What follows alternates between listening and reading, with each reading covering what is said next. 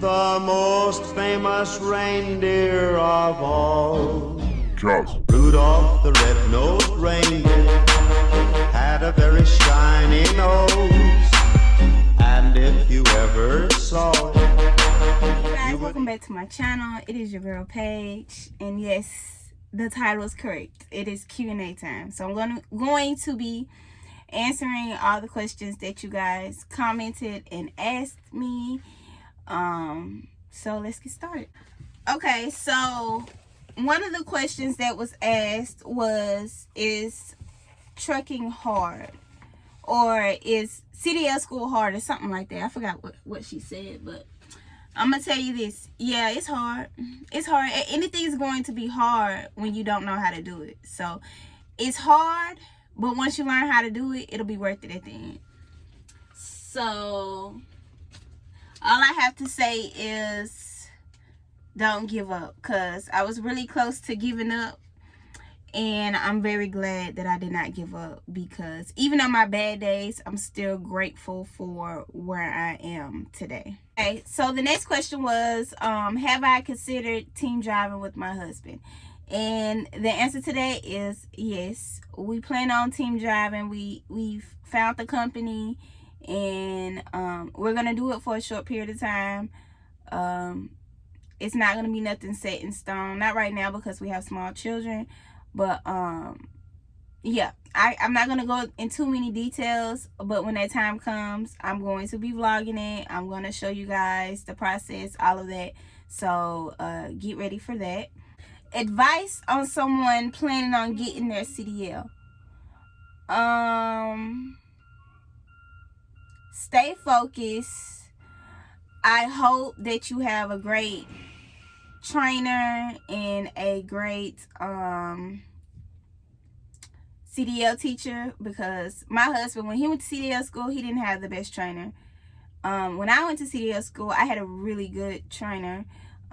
They both have been driving for like 30 years or something like that.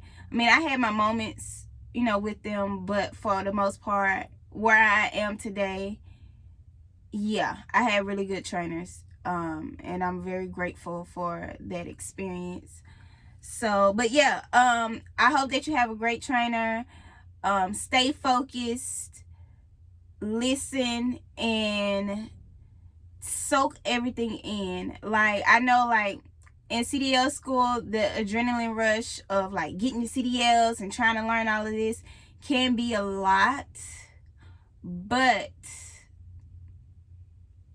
take every moment and make sure you soak in all of that information, because what I learned in CDL school, I apply it to my everyday truck driving life. And the little things that they told me has made a big difference in my truck driving career. Example, I'm gonna give you an example. When you are taking your test in a manual, you're not supposed to be caught out of gear, so you have to be in gears regardless. My trainers, although we're not supposed to do that on our CDL test, my trainers, he showed me how to ride in neutral. He showed me how to skip gears. And like I said, you're not supposed to do that on your test. But if he had not showed me how to do that, I would have not known how to do it at all. And I'm telling you, I ride in neutral all the time. You might go from like 65 to 35 in like 5 seconds. So that means that you technically need to go from 10th gear to 8th gear. And you could do two things. You could go ahead and skip gears, or you can ride in neutral. Both of them would work. But like I said, you're not supposed to do that on your test. But in real life, I do that all the time, because some of these people don't know how to drive, and you got to be really fast when it comes to driving a manual truck. Oh yeah, and then somebody asked for some advice over the road. I'm not over the road, but I'm jealous of anybody that's over the road, because the experience that you get being an over the road truck driver is something that like you can't get as a local driver, because majority of the time I go to the same places all the time. Now they might switch it up on me a little bit, but being over the road, you are legit getting the real experience. So as far as being over the road, just pay attention. And I mean, pay attention to everything. Pay attention when you're backing. Pay attention when you're driving. When they say you're supposed to look ahead, legit, look ahead. Look at least as far as you can, and look at every car between you and whatever, how far you're looking. Like, legit, pay attention and make sure that you're soaking everything in, because it is real out here. Okay? How difficult was it learning to drive a truck and starting your first job? It was hard. Like I said, if you don't know how to, like, if I knew how to drive a truck, then I would have been driving a long time ago. So just the learning process is a lot. I remember when my husband got his CDL 2 years ago, and when he was studying for his test, he was studying for the pre-trip part, and he just had pages and pages of the pre-trip, and I was like, I'm not gonna learn all of that to drive a truck. You gotta learn all of this in a week. But see, he had to learn in a week. I had 4 weeks to I had 4 weeks to learn my pre-trip. He had 1 week to learn his pre-trip. So our process was a little bit different. So I feel like I had it a little bit easier. But even still, I was just like, that's a lot to learn. But now I'm a truck driver. So yeah, I just proved myself wrong. But just like I said, take your time. Soak everything in. I don't know how many times I could tell somebody that. Soak it in. Make sure, it's one thing that you hear someone tell you something, but make sure you understand what they're saying. Does that make sense? I hope that makes sense, y'all. Do I plan on driving 5 years from now? Let me tell y'all, I'm just gonna be really honest with y'all. There are a lot of things that I do not vlog, because sometimes things just happen in the moment and I can't catch it on the camera, or I might not be vlogging that day. But I've had a lot of bad days, y'all. I might talk about that in another video. I had a really bad day the other day, and my day was so bad, I went on Indeed and I started putting in applications for other jobs. But I try not to react off of emotions. I try to sit and think about what I'm doing before I make a move, because acting off emotions can put you in very bad positions. But yes, I plan on driving 5 years from now. I don't see myself going nowhere when it comes to a career. Now, as far as the company I'm with, that's another story. But yes, I do plan on being a truck driver from 5 years from now. So how did I decide to drive local, and do I make as much as an over-the-road driver? So as far as how much I make, I made a video as far as like how much I make. Now, my paycheck isn't the same every week, but for the most part, I broke down like how much I make compared to an Amazon driver. I'll link that at the top. Yeah, I know some over-the-road drivers make less than me, and I'm home every single night. So, but you know what? I give that to, you got to make sure you find the right company. You got to ask the right questions. You got to, I feel with the company I'm with, it was very hard for me to find a local job with the schedule that I wanted. I will say that. So and I actually made a video on how to find a local job, so I will link that up at the top too. Now I will say local jobs are dependent on where you live at. It also depends on like what's the type of local job you want. Now, there are school buses, there are city buses, they're always hiring. Dump truck drivers and concrete drivers are local, and they're always hiring. So you, like I said, it just depends on where you work at. But if you want, you cannot go wrong when it comes to tractor trailers. That's the highest of them all. And sometimes it may be hard to find a local tractor trailer job, but you just got to go in on Indeed, or I use Indeed all the time. I don't know any other search engines that have really good jobs, but if you need help trying to find a local job, just shoot me an email, or you can DM me on Instagram, and I can do my best in trying to help you find a job, because I want to see all of us win, y'all. Where it's jobs everywhere, you know, you just gotta make sure you find the right one. Now, as far as over the road jobs, them things everywhere. You can literally live in South Carolina and the company is based out of Indiana, you know what I'm saying?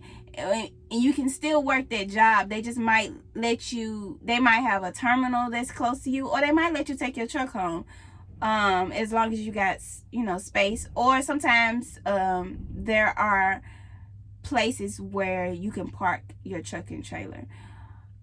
So yeah, but if you need help, you got to ask the right questions. You got to say, how much can I make? You can even negotiate your pay. I didn't even know some trucking companies are willing to negotiate your pay straight out of trucking school. So like I said, you gotta try to just ask the right questions, y'all. Like, they need drivers. So most companies are willing to bend when it comes to expectations. When it comes to your expectations as a driver and as them as a company or whatever. Did I get any endorsements? Yes, I do. I have my hazmat endorsement. Thank God, because let me tell y'all something. The hazmat, I went through so much trying to get my hazmat. I linked that above too. I got a video on me going through pure hell trying to get my hazmat, but I do have my hazmat. And I have my doubles and triples. I mean, my doubles and triples, I honestly don't see myself utilizing it. Never say never, but I don't know. I would have to like really debate on, I don't know if I'm gonna ever use my doubles and triples, but I do have it just in case I need it. I plan on getting my tankers. And probably in 2024, 23, I'm gonna focus on getting my tankers endorsement. I plan on getting my school bus and my passenger endorsement, but you have to have some. I live in Tennessee, and you have to have paperwork to get your school bus endorsement. But I do plan on getting my passenger endorsement because I want to drive a school bus. I'm waiting on my youngest to start grade school. But anyways, yeah. So I have my hazmat and I have my doubles and triples. In 2023, I plan on getting my other ones. Do I enjoy trucking? I do. I'm gonna be honest. The 80% of your experience of being a truck driver is dependent on the company that you work for. And I know that's a large number to give to that company, but I'm serious, because the other 20% is it's just going to happen. Anything that happens is going to be part of trucking. But a lot of that depends on the company that you work for. That's why you have to think about, you have to look at the reviews, because it's real out here. Some of these companies are pure trash. All they care about is you getting from A to B. Some of these companies do not care about their equipment. And I know I hear if you want to buy a truck, get a truck from that was part of a fleet or whatever. And it's like, no, those aren't good. Some of those trucks aren't good either. So that's not even solid advice, in my opinion. But yeah, some of these equipment is horrible. These trailers are trash. These trucks are trash. They don't care if you put some of this freight on your back and take it from point A to point B. As long as it gets there, that's all they care about. So you as a truck driver, which I had to learn on my own, is you have to put your foot down when it comes to these companies. And not just the company I work for. I've talked to other drivers. I have truck drivers in my family. My husband's a driver.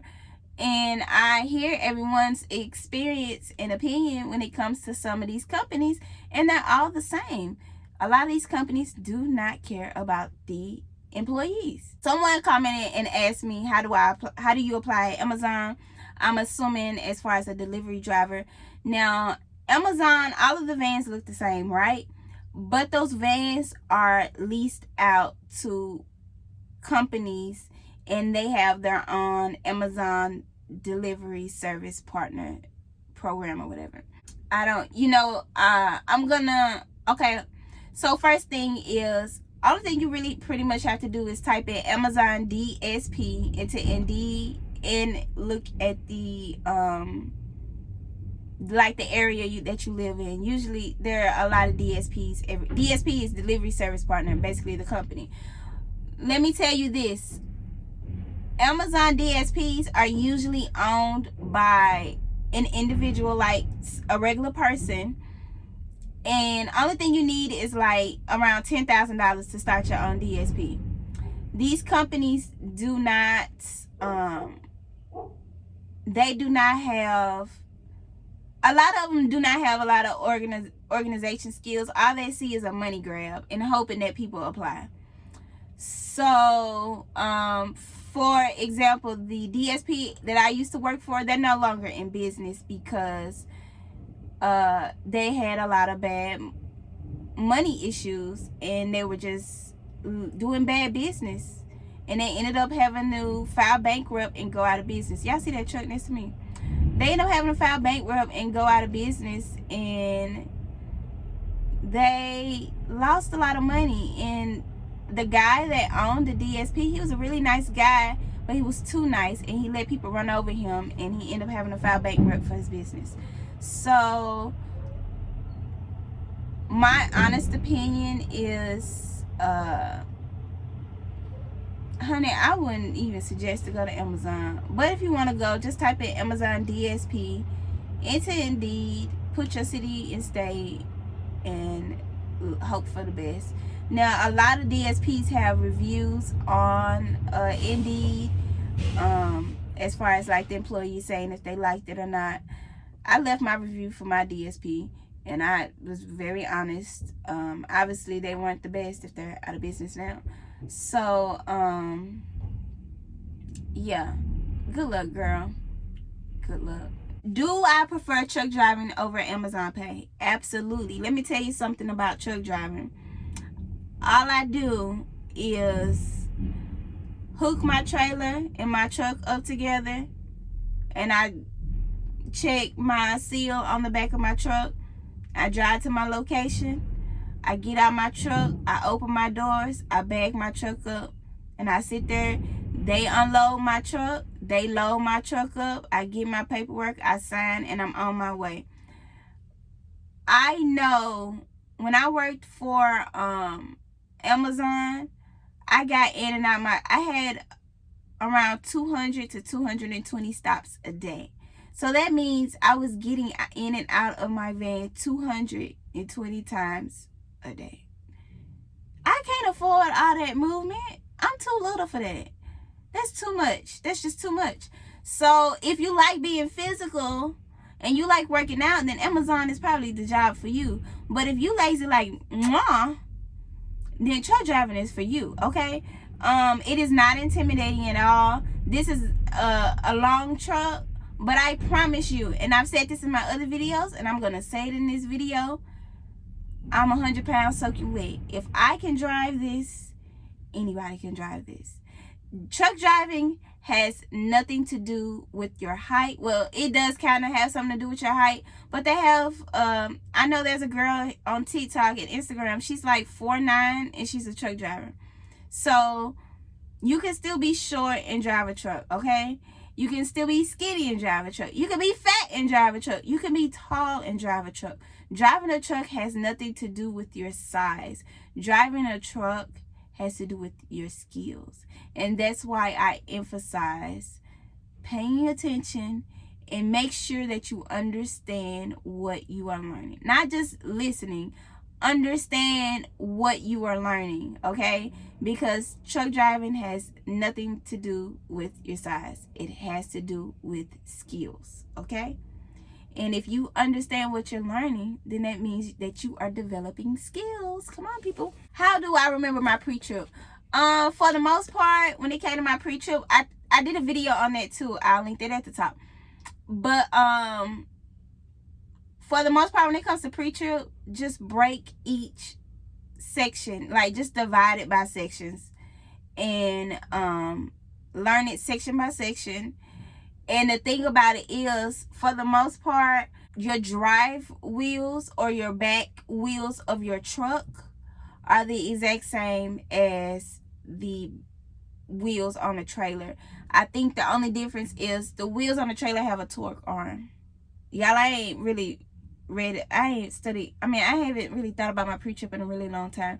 But the only difference is that the trailer tires have a torque arm, and but they don't have a hub seal. So that's the only difference when it comes to the tires.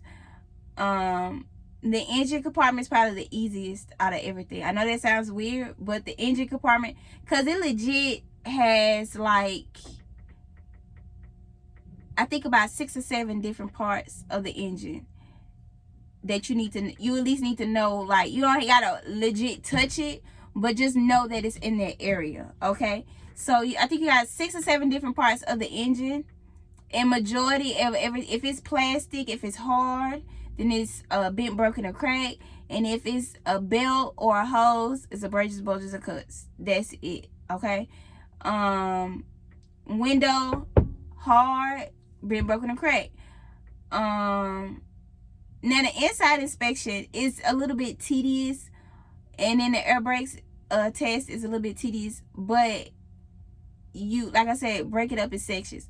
Make sure you know this section by this day, this section by this day, this section by this day, and just keep going. Do I get this is probably my favorite question out of all of them. Do I get scared driving up hills? The answer is no. Driving up a hill is not an issue at all. Once you do it for the first time, you're gonna be fine. If you're driving up a hill and you're in an automatic, just keep your foot on the gas pedal, or you can turn your cruise control on. Your truck is only gonna go as fast as it wants to, so it's gonna probably go from 65 to 35 really quick, especially if you are loaded very heavy. Now, if you are in a manual, just make sure you're in the right gear, child, because you do not want that truck to cut off while you are going up a hill. I did it one time only. Yeah. Now, what can get scary is going down the hill for the first time, y'all. Woo. When I tell y'all, I was so scared, but I did it, and now I'm a pro at it. I actually prefer going down a hill in a truck versus a car, and let my cruise control on, turn on my engine brake, and just ride that thing on down the hill. Make sure you stay in between the lines when you're going around curves. If you're going around this curve, if you're going around a curve like this, then you need to be close to this line. And if you're going around a curve like this, you need to be close to this line. So I hope that helps whoever asked that question. It is not scary at all. Once you do it and you learn it, it's like, it's easy as pie. Is it true that people over the road make a lot of money, or is it based on experience? Over the road or being local, now some drivers might disagree with me on this one. Nothing's based off experience anymore. It's about opening your mouths, y'all. I'm telling you, I walked into my job with no experience at all, making more than some over the road drivers. It has nothing to do with experience. I talked to them. I was like, I need this much money, and I make well enough to survive. Okay? So just make sure that you open your mouths. And if a company is not willing to bend and give you what you feel like you're worth, find another company. Because if they're not willing to negotiate, then that just might not be the company for you. And that's okay. There are plenty of companies out here that are willing to give you what you're worth, because they need drivers. They need to move this freight. You know what I'm saying? The need for truck drivers is everywhere. So yes, so I was answering these questions as I saw them. Some of them kind of repeated themselves a little bit, but it's okay. If you have any other questions, then feel free to comment down below, and if I get enough questions, I might just do a part 2. With that being said, thank you guys for watching my channel. Do not forget to like, comment, and subscribe. This is Truckmas. I hope y'all enjoyed Truckmas, and I will see y'all next time. Bye. In any reindeer game, in one foggy Christmas Eve, Santa came.